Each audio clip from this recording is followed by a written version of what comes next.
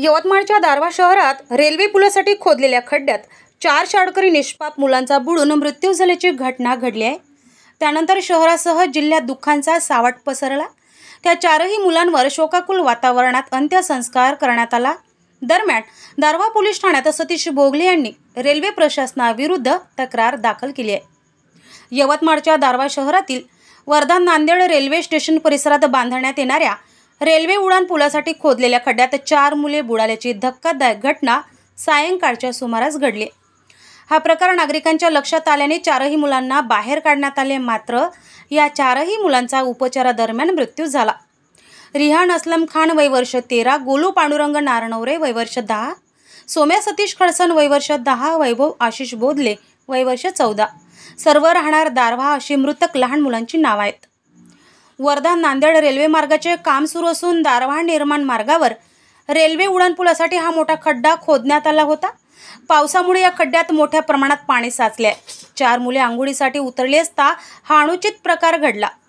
परिसरातील नागरिकांनी घटनास्थळी धाव घेऊन त्यांना उपचारासाठी उपजिल्हा रुग्णालयात दाखल केले, मात्र या ठिकाणी कुठलीही सुविधा नसल्याने प्राथमिक उपचार केल्यानंतर ऑक्सिजन लावून यवतमाळच्या खासगी रुग्णालयात दाखल केले, मात्र तोपर्यंत 4घांचाही मृत्यू झाला होता।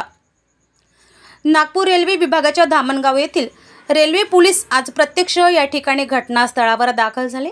यावेळी त्यांना या खड्ड्याभोवती कुठलीही सुरक्षा आढळून आले नसल्याने त्यांनी सांगितले तसा अहवालही रेल्वे प्रशासनाकडे पाठवण्यात येणार असल्याची माहिती दिली। मागील 2 वर्षापासून या ठिकाणी पुलाचे काम सुरू असून खोदलेल्या खड्ड्यामध्ये मृत्यू झाल्याने कुटुंबियांना आर्थिक मदत देण्यात यावी, तसेच रेल्वे प्रशासन व खाजगी काम करणाऱ्या कंत्राटदारावर गुन्हा दाखल करून नुकसान भरपाई कुटुंबियांना द्यावी अशी मागणी करत आहे। या प्रकरणी दारव्हा पोलीस ठाण्यात आकस्मिक मृत्यूची नोंद करण्यात आली असून पुढील तपास सुरू असल्याचे पोलीस निरीक्षक शिवप्रकाश मुळे यांनी सांगितले।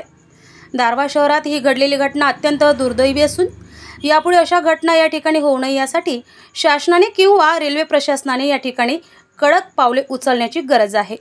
दारव्हा शहरालगत रेल्वेच्या ट्रॅकचं आणि रेल्वे स्टेशनचं बांधकाम चालू आहे। सदर ठिकाणी पिलर साठी एक खड्डा खोदण्यात आला होता।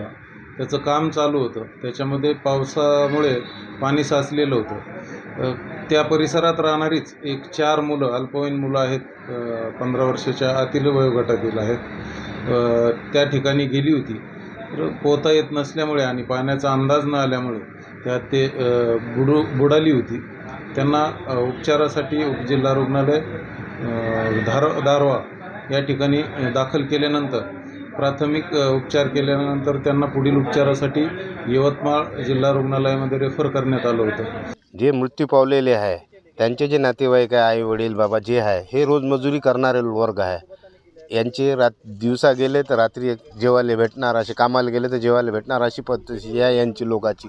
खूप गरीब लोक आहे, 4ही फॅमिली जे आहे, कुटुंब आहे, खूप गरीब आहे।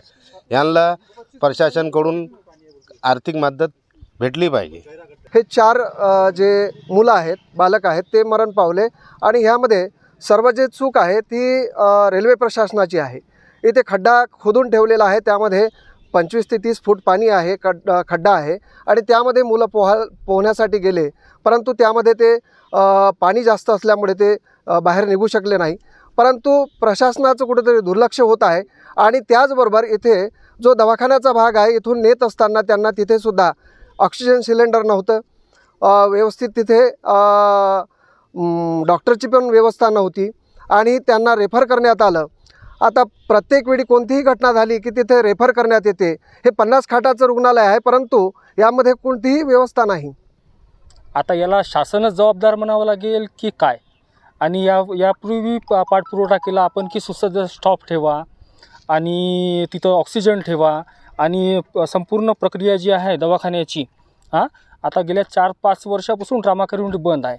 संपूर्ण स्टॉप भरण्यात यावा अशा मागण्या भरपूर वेळा झालेल्या आहे, पण रुग्णांचे असे हाल होत आहे आणि तात्काळ यवतमाळ रेफर करण्यात येते।